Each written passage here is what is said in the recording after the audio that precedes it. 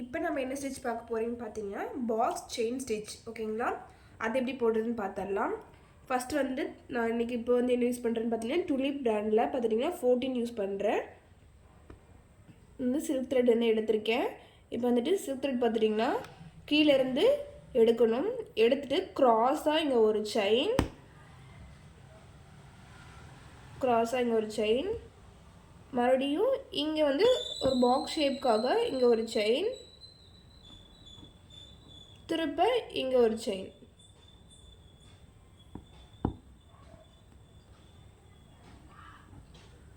கொஞ்சம் கேப் விட்டு ஒரே மாதிரி ஈவனாக கேப் விட்டிங்கன்னா உங்களுக்கு ஒரே மாதிரி தெரியும்.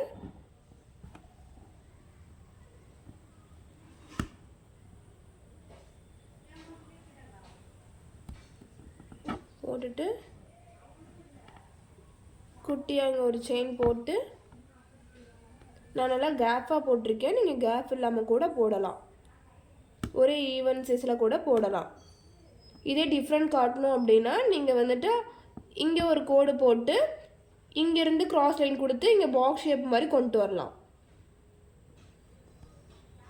நான் இதோட முடிச்சுக்கிறேன். உங்களுக்கு க்ராஸில் கொண்டு வரணும், எங்கேயும் லாக் இல்லை, ஸ்ட்ரெயிட் லைனில் போயிட்டு அப்படியே வந்து ஸ்லாண்டிங் பொசிஷனில் வந்து நாம் கடைசியாக வரும்போது என் நாட் போட்டுக்கணும். ஓகேங்களா, எனக்கு வந்து த்ரெட்டு தீந்துருச்சு. ஸோ இதோட நான் ஸ்டாப் பண்ணிக்கிறேன். இங்கேருந்து ஒரு ரெண்டு லைன் போட்டிருக்கணும். கீழே லைன்லேருந்து ஸ்லாண்டிங்காக இங்கே வந்து ஒரு செயின் போட்டு அப்படியே ஸ்ட்ரெயிட் லைனாக நம்ம வந்து கொண்டு போய் ஒரு செயின் போட்டு இந்த சைடில், ஐ மீன் உங்களோட ரைட் சைடில் அப்படியே போய் ஒரு செயின் ஸ்ட்ரெயிட் லைன் மேலே அப்படியே வந்துட்டு ஸ்லாண்டிங்காக வந்து ஒரு செயின் அப்படியே ஸ்ட்ரெயிட் லைனில் வந்து செயின் இங்கே வந்து லாக் பண்ணிடணும். இப்போ நீங்கள் வந்து டிஃப்ரென்சியேஷன் காட்டணும் அப்படின்னா இங்கே ஒரு லைன் போட்டு இந்த அதே மாதிரி இங்கேருந்து இப்படி எடுத்து இங்கே ஒரு செயின் ஸ்லாண்டிங்காக ஸ்ட்ரெயிட் லைனில் ஒரு செயின், மறுபடியும் இந்த ஸ்லாண்டிங் ஒரு செயின், இந்த மாதிரி கூட நீங்கள் வந்து பாக்ஸ் வந்து க்ரியேட் பண்ணலாம். உங்களோட வெரைட்டிஸ் நம்ம வந்துட்டு எப்படி வேணால் நம்ம டிஃப்ரென்சியேஷன் பண்ணிக்கலாம். ஒவ்வொருத்தரும் ஒவ்வொரு மாதிரி போடலாம். இப்போ நம்ம என்ன போகிறதுன்னு பார்த்துட்டிங்கன்னா செயின் பாக்ஸ் செயின் ஸ்டிச், அதுலேயே வந்து டிஃப்ரென்சியேஷன் நீங்கள் வேணால் காட்டி கூட போட்டுக்கலாம். இப்போ என்ன பார்க்க போகிறேன்னு பார்த்தீங்கன்னா தாம்பூர் ஸ்டிச் பார்க்க போகிறோம். அதுக்கு வந்துட்டு நான் ஷேப் வரைஞ்சிருக்கேன். இந்த ஃபுல்லாக வந்து அவுட்லைன் ஃபுல்லாக நம்ம வந்து செயின் கொடுத்துட்டு இன்டீரியரில் உள்ள நம்ம செயின் தான் கொடுக்க போகிறோம். நான் அதுக்காக என்ன பண்ணுறேன்னா இந்த மாதிரி த்ரெட் எடுத்திருக்கேன். எங்கிட்ட இந்த கலரில் ஒரு த்ரெட்டு தான் இருக்குது. பிகினராக இருக்கும் போது நம்ம எல்லா த்ரெட்டும் வாங்கிட்டு இருக்க முடியாது. ஸோ இதுக்காக நம்ம த்ரெட்டு வந்துட்டு ரெண்டாக மடித்து போட்டோம்னாலும் இப்படி வந்துட்டு மடித்து நம்ம வச்சுருப்போம் இல்லையா, இது வந்து பாதியிலேயே நின்றுச்சு அப்படின்னா உங்களுக்கு வந்துட்டு நாட் போட்ட மாதிரி அது கொஞ்சம் ஒரு அழகாக இருக்காது. ஸோ ஃபினிஷிங் வந்து வராது. ஸோ நம்ம என்ன பண்ண போகிறோம் பார்த்துட்டிங்கன்னா நம்ம இதுக்கு என்ன பண்ண போகிறோம்னு பார்த்துட்டிங்கன்னா நம்ம அவ்வளோவா வந்துட்டு ஒர்க் பண்ணுறதுக்கு தேவையும் இல்லாத மாதிரி இருக்கும். ஸோ என்ன பண்ண போகிறோம்னு பார்த்துட்டிங்கன்னா நம்ம இந்த மாதிரி ஒரு த்ரெட்டு முடிய போகிற த்ரெட்டில் வந்துட்டு இந்த ஸ்டிச்சை வந்துட்டு இப்படி இந்த த்ரெட்டை வந்து இப்படி சுற்றிக்கிறேன். ஏன் அப்படின்னு பார்த்துட்டிங்கன்னா இதில் சுற்றிட்டேன் அப்படின்னா ரெண்டு த்ரெட்டு ஒட்டுக்காக வர மாதிரி இருக்கும். உங்களுக்கு வந்து எக்ஸ்ட்ரா வந்து பாதியில் கட் ஆகிற மாதிரி இருக்காது. பாதியில் கட்டினோம்னா இந்த ஸ்டிச் வந்து ஃபினிஷிங் வராது. ஸோ அதனால் இந்த மாதிரி த்ரெட்டில் கட்டிக்கிங்க. நீங்கள் வந்துட்டு ஒரே ஒரு சில்க் த்ரெட் தான் வாங்குறீங்க, உங்ககிட்ட இல்லை தீந்து போச்சு அப்படின்னா பாதியில் கட் பண்ணி போடுறதுக்கு உங்களுக்கு முடியல அப்படின்னா இந்த மாதிரி தேவைங்கிற அளவுக்கு நீங்கள் சுற்றி எடுத்துக்கலாம்.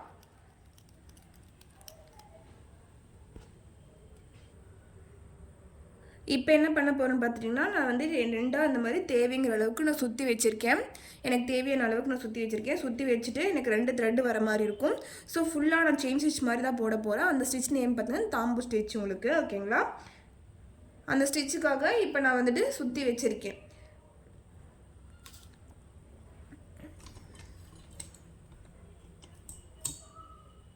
இப்போ நான் இங்கேருந்து எடுக்கிறேன்.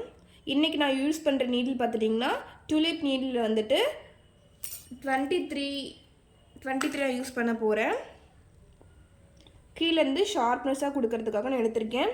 இது வந்து ஸ்டிச் பார்த்துட்டிங்கன்னா குட்டி செயினாக நம்ம கொடுக்கணும். நான் அவுட்டரில் கொடுக்குறங்காட்டி நான் இந்த மாதிரி கொடுக்குறேன்.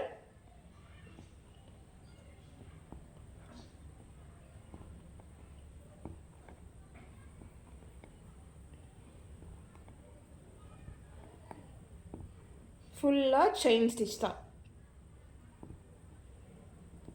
இது எங்கே ரொம்ப யூஸ்ஃபுல்லாக இருக்கும்னு பார்த்துட்டிங்கன்னா, நீங்கள் வந்துட்டு ஒரு பல்லக் டிசைனில் வரைகிறீங்க, பல்லக் டிசைனில் நீங்கள் ராஜாராணி ஃபேஸ் வரைய போகிறீங்க, உங்களோட ஃபேஸ்லாம் தெரிய போகுது, இல்லை நம்ம ஒரு குட்டி குட்டி எங்கேனாலும் நம்ம ஒரு ஃபில்லிங் கொடுக்கறதுக்கு நம்ம இது வந்து ரொம்ப யூஸ் பண்ணுவோம்.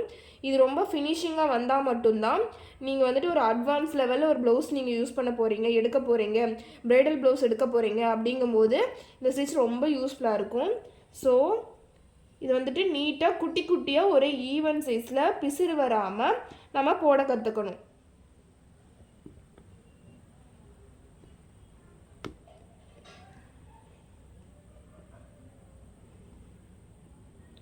இப்போ ஷார்ப்னஸ் வருது, அதுக்கேற்ற மாதிரி நான் குட்டியாக ஒரு செயின் போட்டு இங்கே ஒரு லாக் போட்டு திருப்பிக்கிறேன்.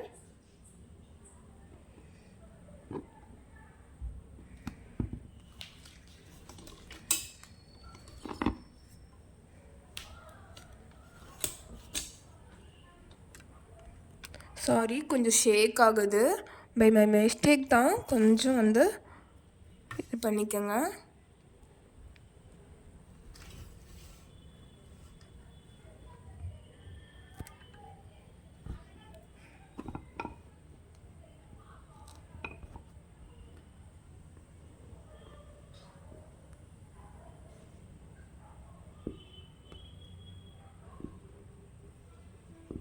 நான் குட்டி குட்டி செயின் வந்துட்டு போட்டுக்கிறேன்.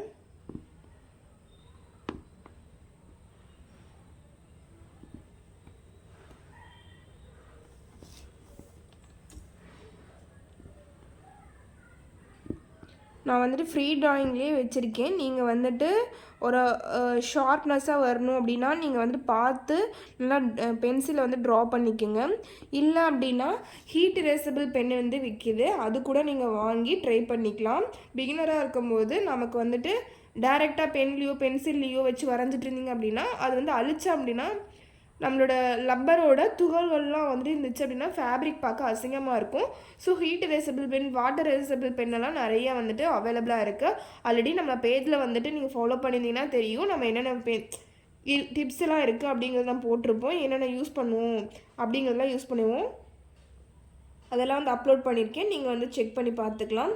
நான் வந்து இந்த இடத்துக்கு கொடுத்துருக்கேன். இப்போ எனக்கு என்ன பண்ணால் நான் இந்த இடத்துக்கு அப்படியே லாக் போட்டு இங்கே பேக் சைடில் ஒரு குட்டி லாக் போட்டு நான் இந்த இடத்துக்கு திருப்ப இந்த இடத்துக்கு நான் ஒரு குட்டி குட்டி செயினாகவே கொண்டு வரேன்.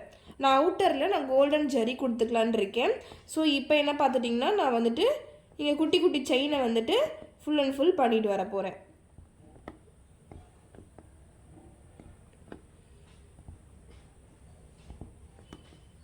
கேப் இல்லாமல் பண்ணணும். இதுக்கு ஃபேப்ரிக் உங்களுக்கு நல்லா டைட்டாக இருந்துச்சுன்னா இன்னும் ஒர்க் பண்ணுறதுக்கு சூப்பராக இருக்கும்.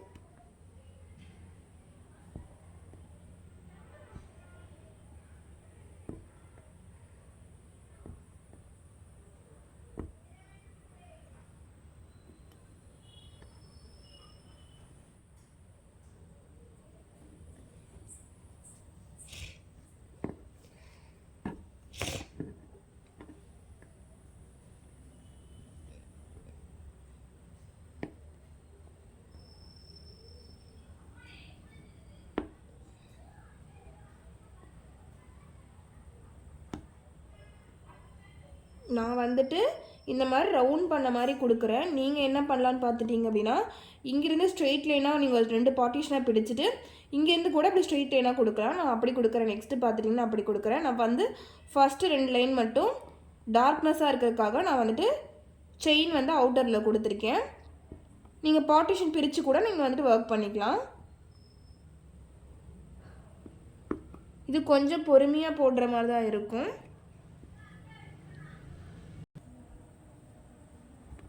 நான் ஸ்ட்ரெயிட் லைன் பார்ட்டிஸ்னால் பிரித்து போட்டிருக்கேன். லைட்டாக ஸ்கிப் பண்ணியிருப்பேன், ஏன்னா கொஞ்சம் மெதுவாக போடுற மாதிரி இருக்குது. லாங் வீடியோ வர மாதிரி இருக்கும். ஸோ அதனால் இப்போ நான் பார்ட்டிஷன் பிரித்து இப்படி கொண்டு வர போகிறேன்.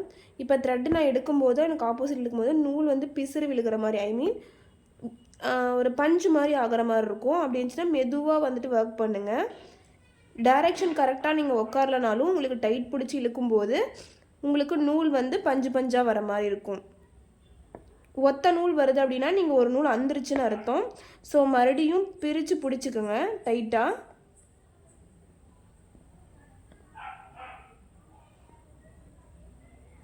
கொஞ்சம் நான் இந்த இடத்துக்கு க்ராஸில் கொடுக்குறேன். ஏன் அப்படின்னு பார்த்துட்டிங்கன்னா அப்போ தான் வந்துட்டு கேப் நீட்டாக வரும்.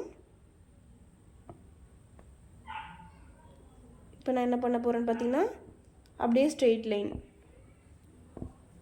இதையவே நான் ரிப்பீட் மோடில் ஃபுல்லாக பண்ண போகிறேன். பார்ட்டிஷன் பிரித்து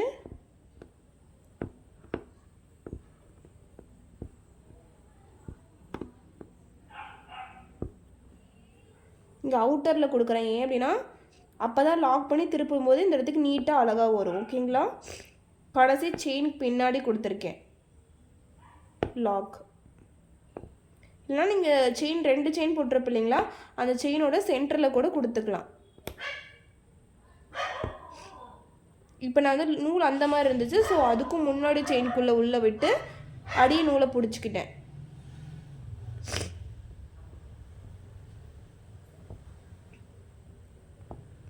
இப்போ நான் வந்து சென்டருக்குள்ளே விட்டு திருப்புறேன். எனக்கு அப்பயுமே எனக்கு கரெக்டாக வராது, நூல் வந்து கேப் தெரிகிற மாதிரி தெரியும் அப்படின்னா குட்டியாக ஒரு செயின் போட்டு மறுபடியும் இங்கே கொண்டு வரேன்.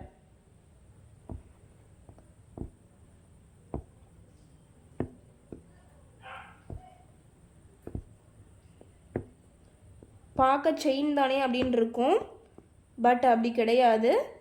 இது வந்து ரொம்ப யூஸ்ஃபுல்லான ஒரு ஸ்டிச். ஓகேங்களா? பல்லக் டிசைனில் இந்த ஸ்டிச்சு இல்லாமல் நம்ம எந்த ஒர்க்கும் பண்ணவே முடியாது.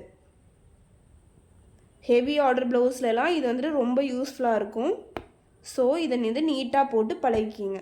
நம்ம இந்த மோட்டிஃபில் தான் போடணும்னு அவசியம் இல்லை. உங்களுக்கு என்ன டிஃப்ரெண்ட் சைஸில் உங்களுக்கு வந்துட்டு ஒரு க்ளவுடில் கூட போடலாம். நீங்கள் வந்துட்டு சன், மூன் எதை வேணால் நீங்கள் வந்துட்டு வச்சுக்கலாம். நான் வந்து ஹார்ட் இன் ஷேப் வச்சுருக்கேன். இது ஃபுல்லாக ஃப்ளவர்வே நம்ம வந்துட்டு பேஸ் பண்ணி கொடுக்கணும்னு அவசியம் இல்லை. உங்கள் க்ரியேட்டிவிட்டி நீங்கள் காமிட்டிக்கலாம்.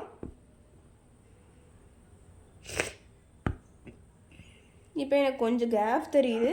ஸோ இங்கே ஒரு சின்ன செயின் போட்டு சென்டருக்குள்ளே நான் வந்துட்டேன். மறுபடியும் இங்கே வந்து சென்டர் 2 லைன் போட்டிருப்பில்லையா செயின், அதுக்குள்ளே கொண்டு வந்து இங்கே ஒரு லாக் கொடுத்து மறுபடியும் கொண்டு வந்துக்கிறேன்.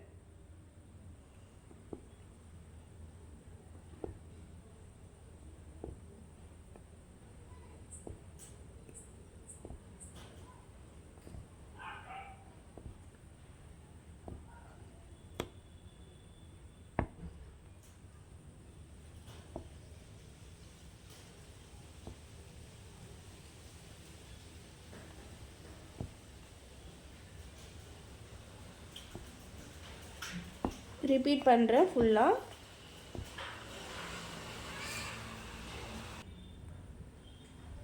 இந்த ஸ்டிச் பாருங்கள். இப்போ நான் வந்துட்டு ஃபுல்லாக கம்ப்ளீட் பண்ணிட்டேன். ஏன் அப்படின்னா இந்த ரெண்டு மாதிரி வித்தியாசமாக போட்டிருக்கேன். ஏன்னா இங்கே நெருக்கமாக போட்டிருக்கேன், இந்த சைடு கொஞ்சம் கேப்பாக விட்டுருக்கேன். இதுக்கு டிஃப்ரென்ஸ் தெரியணும். ஸோ எல்லாருமே வந்துட்டு ஈஸியாக போடணும், சீக்கிரமாக போடணும், கடகடன்னு போடணும்னு கொஞ்சம் சீக்கிரமாக போட்டிங்க அப்படின்னா உங்களுக்கு வந்து கேப் தெரிகிற மாதிரி இருக்கும் இதில். ஸோ இதை வந்து பார்க்குறதுக்கு நீட்டாக இருக்காது. இந்த மாதிரி பக்கமாக போட்டிங்க அப்படின்னா உங்களுக்கு நீட்டாக இருக்கும். எக்ஸ்ட்ரா வந்துட்டு நம்ம 2 செயின் போட்டிருப்போம் இல்லையா, அந்த செயினில் நம்ம இங்கே ஒரு த்ரெட்டு போட்டு நடுவில் குத்தி எடுத்துருப்போம் இல்லையா, அந்த இடத்துல இந்த மாதிரி கேப் தெரியும். ஸோ அதுக்கு என்ன பண்ணுங்கன்னா அவுட்டரில் அந்த சென்டரில் வந்துட்டு ஒரு செயின் போட்டே வந்துடுங்க. அவ்வளோதான் இந்த ஸ்டிச்சு. ரொம்ப ஈஸியான ஸ்டிச்சஸ் தான், ஆனால் போடுறதுக்கு கொஞ்சம் பொறுமை வேணும். ஏன் அப்படின்னா அந்தந்து போகும் பிகினராக இருக்கும் போது. ஸோ த்ரெட்டு மட்டும் கரெக்டாக ஹேண்டில் பண்ண பழகிங்க. இப்போ வந்துட்டு எனக்கு த்ரெட்டு வந்து அந்து போச்சு. இப்போ நான் இழுக்கும் போது எனக்கு அந்த த்ரெட்டு வந்து அந்து போயிடுச்சு. இப்போ என்னென்னா நாட் போட்டுக்கிறேன். நாட் போட்டுட்டு இப்போ என்ன பண்ண போகிறேன்னா, இப்போ நம்ம எதுவும் பண்ண தேவையில்லை. இப்போ நம்ம ஆல்ரெடி ஒரு எந்த இடத்துல அந்துச்சோ அதுக்கு ஒரு 2 ஸ்டிச்சுக்கு முன்னாடி 2 ஸ்டிச்சுக்கு முன்னாடி ஒரு ஸ்டிச்சுக்குள்ளே விட்டு, இப்போ எனக்கு இங்கே அந்து போச்சு. ஓகேங்களா? இந்த சைடில் அந்துருக்கு. நான் அதுக்கும் முன்னாடி ஸ்டிச்சில் விட்டு சென்டரில் உள்ள விட்டு இங்கே ஒரு செயின் போடுறேன். கரெக்டாக அவ்வளோதான். இந்த செயின் போட்டிங்கனாவே உங்களுக்கு லாக் ஆகிடும். இதுக்காக நீங்கள் அதை பிரித்து மொத்தமாக போடணும்னு அவசியம் கிடையாது. 2 செயினுக்கு முன்னாடி நல்லா கவனிச்சுக்கோங்க. உங்களுக்கு அடிக்கடி அந்து போகுது, உங்களுக்கு பிகினராக இருக்கும் போது நிறைய அந்து போகுது அப்படின்னா, நீங்கள் போட்ட செயின் இப்போ வந்துட்டு உங்களுக்கு இங்கே அந்து போகுது அப்படின்னா இப்போ நீங்கள் த்ரெட் வந்துட்டு அப்படின்னு முடி போட்டுட்டு நீங்கள் வந்து இங்கே ஸ்டார்ட் பண்ணி ஒரு செயின்லேருந்து வந்தீங்க அப்படின்னா உங்களுக்கு வந்துட்டு அது எதுவும் ஃபுல்லாக பிரித்து போடணும், நம்ம இல்லை போச்சு அவுந்துருச்சு நம்ம வந்து அது ஃபுல்லாக க்ளீனாக பண்ணி தான் போடணும் அப்படிங்கிற அவசியம்லாம் கிடையாது. அப்படியே கண்டினியூ பண்ணிக்கலாம், உங்களுக்கு டைட்டாக தான் இருக்கும், இதில் எந்த பிரச்சனையும் கிடையாது. இப்போ நம்ம என் நாட் போட்டுக்கலாம்.